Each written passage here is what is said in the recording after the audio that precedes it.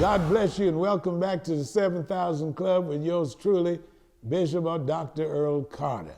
Oh, I got a good one for you today. This is going to really put it in perspective, all right? Now watch this. Now this is Jesus. Matthew 17, 14 through 19. Just to give you what is the charisma of it, the summary of it. To sum it up, here's a man that had a son or had a child that threw himself in the fire. And in other words, he was sick. He needed to be healed. And let's make it broader. He had some issues he needed to get rid of. And you go to church, let me say this, you go to the school to get rid of ignorance. You go to the hospital to get rid of your sickness and disease. You go to church to get healed from your sinful activities. You get healed, spirit, soul, and body. Spirit, soul, and body. Your trichotomy is involved. Your spirit, your soul, and your body. But look at what the man said. I took my son to your disciples, and they couldn't heal him. What? That's an indictment. Watch this now. Magic Johnson. I know I'm going to prosecute this Charles Blake in West Angeles Church of God in Christ. I'm the prosecuting attorney in the court of God. I took my little, let's say, Irvin Johnson Jr. I took my son to West Angeles Church of God in Christ to be cured. He came in switching. Now he's wearing a dress and got a boyfriend. And West Angeles could not heal him. So now he's enduring instead of enduring. He's in an ignominious, that is, dishonorable position and condition without any expectation of expiration, because West Angeles, I believe when that boy went to West Angeles, I believe he saw all those girly boys and made him feel like it was normal. And Magic, I want to say to you, you must not know hell is real. Hell is real. And the Bible said the effeminate, and that's 1 Corinthians 6 and 9. The effeminate, that's a man acting like a girl.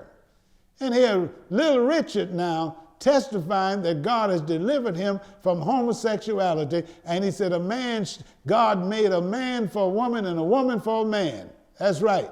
I met him some years ago. And now he looks like a man.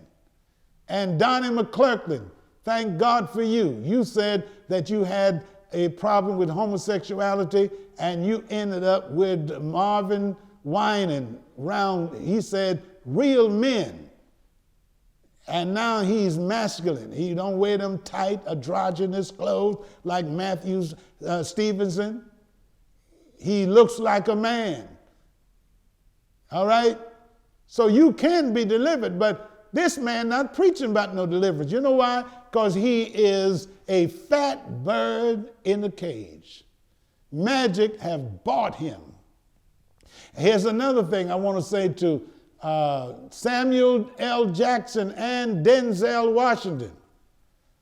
I want to say to you, the Bible said, let the words of my mouth and the meditation of my heart be acceptable in thy sight, O Lord, my strength and my redeemer. I want to tell you that word MF, that you all go to my Facebook page and you'll see where judgment has come to Koji. And you'll hear Madge Johnson saying, I support my son. I told my pastor I support my son. You know, Blake got a muzzle and he's in a cage. He can't say nothing because the man have bought him. How much is the preacher in the window? Just help him pay his church bills. Give him some tithes and offering, and you got him. All right? I want to say to Samuel L. Jackson, I want to tell you where that word MF comes from. And all you comedians, all you entertainers using that word MF, I want you to send this to every black man you could find. The word MF comes from this. When they were breeding new slaves, they would put a hood over the young man's head so he couldn't see who he's getting ready to have sex with. He is to have sex with his own mother. You hear me, Samuel? You hear me, Blake? So you hear me, entertainment and Chris Rock and all of you? You don't know what you're saying. The man, the master, the slave master would put a hood over his head, the boy, the woman's son, and put a hood over her head and make that boy have sex with his own mother. That's where that word comes from, MF. So don't y'all use that word no more, because that's where it comes from. You're talking about Donald Trump and all. You are using words that's worse. Samuel Jackson, Denzel, talking about that's just our profession. There's a prostitute in Reno, Nevada, when I was preaching out there. The preacher said, man, we got a problem. I said, what the problem is? He said, we got women who are working the streets and they still want to come to church. And he's and sing on the choir and all that. And he confronted them and said, no, y'all got to come out of the world. And this is, Las Vegas or one of them. He said, you got to come out of the world, and if you're going, you got to be sanctified, set aside to work for the Lord. They say, well, that's my profession. That's my work. Prostitution. And then somebody else want to play the organ in the clubs and want to come to church on Sunday morning and play the organ. And when the pastor confronted them, he said, oh, that's my work.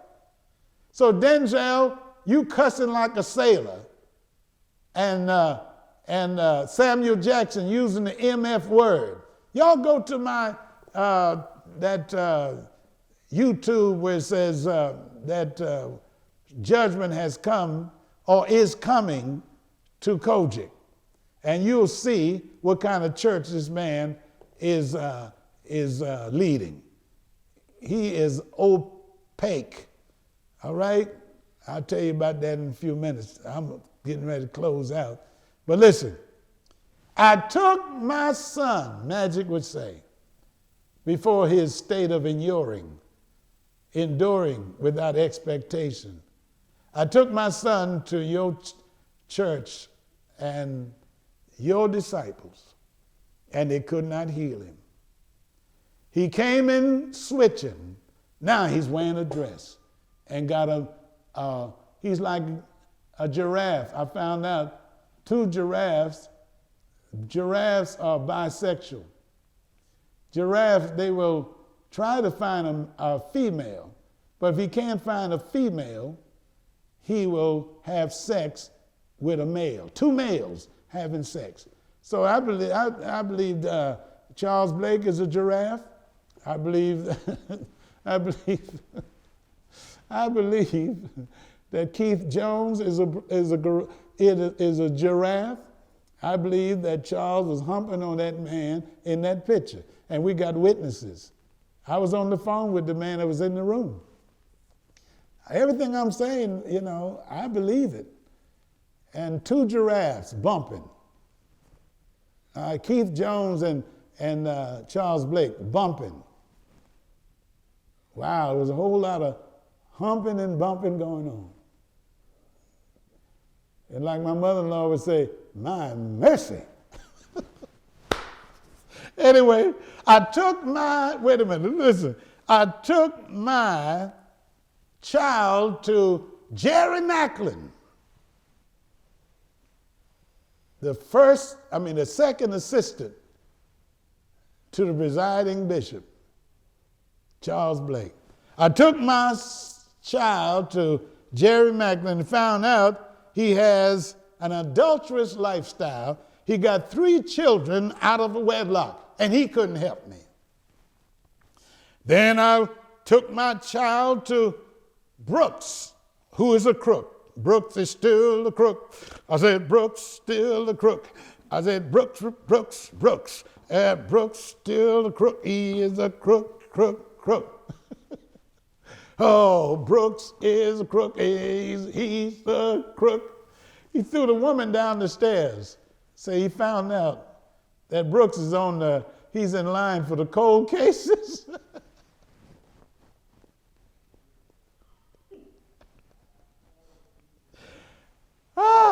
And I took my child to Derek Hutchins and heard that he was on Cheaters for cheating on his wife.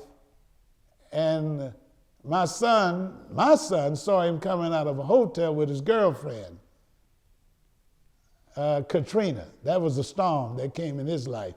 Katrina was a storm that came in that man's life. Cheated on his wife. That's why they took him down from being the pastors and elders chairman. All right? Let's call him Bishop Cheaters. Bishop Cheaters. And watch this. I took my child to Prince Bryant III's church and found out he got 3 women pregnant, and he couldn't heal him. Watch this. I took my child to Matthew Stevenson, this girly boy. And half of his church, another homosexual said, I slept with them, and they couldn't heal him. Took my child to the convocation, and he came out switching because he saw so many girly boys. Whew. I tell you, saints, this is too much. If I was you, I wouldn't come back down these meetings, because you don't know when your child might be turned out. They say the beds, the maids, they said the beds are, after they leave, say the bed, they are in a mess, scabala, blood, where they've been turning each other's out. This church is corrupt. And Jesus said, bring them to me. Take your child to Jesus, where Jesus is, but not to his weak, recidivistic, innocuous preaching disciples. I'm going to close now. And may all you wicked disciples have a bad day.